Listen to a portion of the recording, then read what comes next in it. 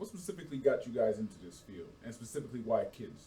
You know what I mean? Like a lot of social workers and psychologists and people who offer therapy services, they tend to stay away from kids. I'm not saying I blame them because I don't want to teach. I want nothing to do with kids because it's a lot, and I get it. Like kids are going, they got a lot of pressure, they got a lot on their plate too. But you know, I just kids. They cross boundaries that some adults don't even cross. I'm trying to put it nicely, but So, but like, what made y'all say not only am I gonna take on this monumental task of giving therapy, but also to youth? I mean, in retrospect, some of the issues that we have with adults started because of things that people learned when they were kids. And I guess off the rip, that's where I was coming from with it when I decided to navigate this field. Like, my first working experience, I worked on a research project called Stress and Justice, right? And it was basically about children who experienced their parents getting arrested or some form of violent arrest.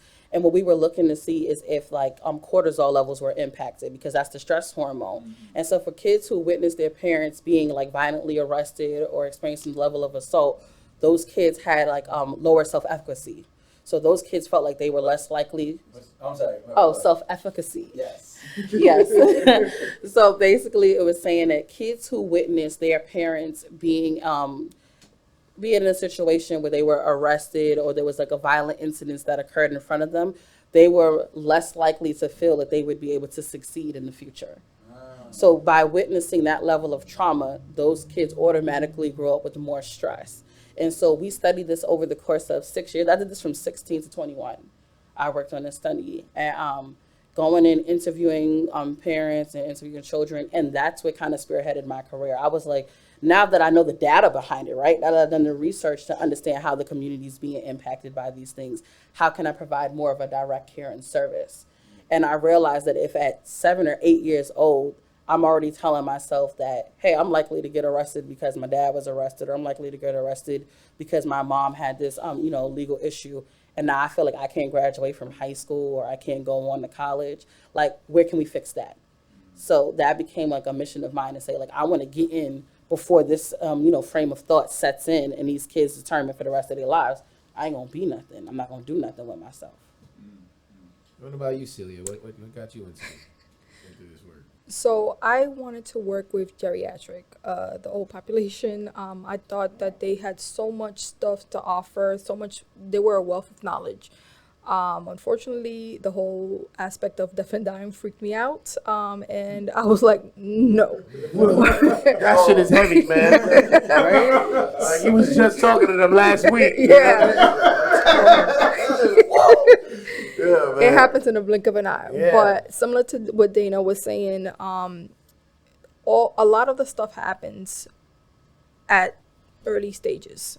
So you have to kind of, for me to understand, I like understanding things and why they happen. So for me to feel that personal need for me to understand, I wanted to go back to where it all begins. Then it kind of like, for some, I don't know how, destiny, I was leaded to doing work with families. And little by little, I started working more with families, individuals, and kind of got to where I'm in a school setting now as well.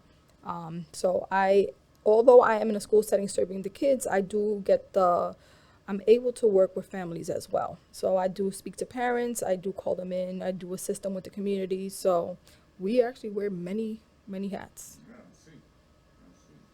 Sheesh, man. I mean, I can only imagine how crazy it can be. Like, do you feel, I mean, of course, it's a skill in and of itself to not take what you experience home, right? Like, because you're human at the end of the day.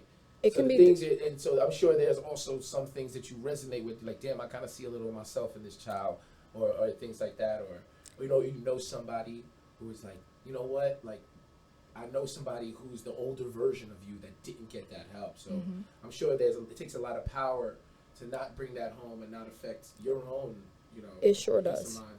I tell people, I call out Black sometimes. I'm so serious. I tell people I call out Black, and people ask me all the time, they're like, what do you mean by that? I have Black fatigue. Okay? I was like, there are experiences that the kids and the families that we are working with that have very real connection to the issues that we see in our everyday lives. Right. Like you said, trauma experiences that we may all encounter because we're human beings, right? So there's days where I have to prioritize my own health and well-being. I am a jet skiing, vacation taking, rock climbing, hiking, swimming type of sister. Like, I do things to promote. Process that pain. Right, you know what I'm saying? I What you gotta experience. I gotta put it into other things because, like I said, you know, our brain is very sensitive. So when we take on other people, it's called, like, you know, vicarious trauma. Vicarious trauma comes with the territory of our job. So I always tell people, if you meet a social worker, give them a smile. You know, maybe throw them a Snickers. Do whatever, you know, whatever you feel like you need to do, because, like, 9 times out of 10, by some, like, direct narrative that they've overheard, they've experienced vicarious trauma. And they're still learning how to navigate those spaces. As you get deeper engrossed into the field, you learn how to do it better, of course.